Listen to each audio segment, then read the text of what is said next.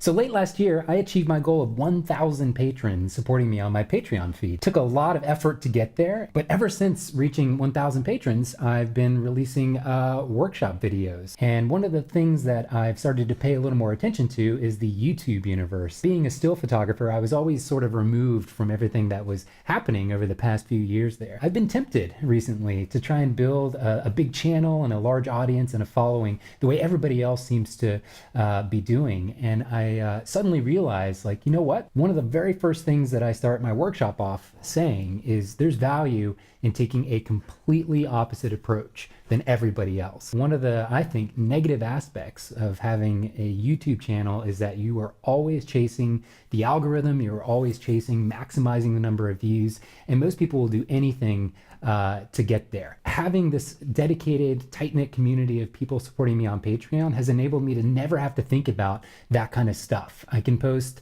as often as I feel the quality of work determines. I can post more than just videos. I can do podcasts and articles, all sorts of stuff that I would be very constricted to if I only had to focus on YouTube. So I just wanted to say thank you so much for enabling me to take this completely opposite approach, starting with a very small, dedicated audience and building from there and seeing where it goes. I can't thank you enough, really, truly.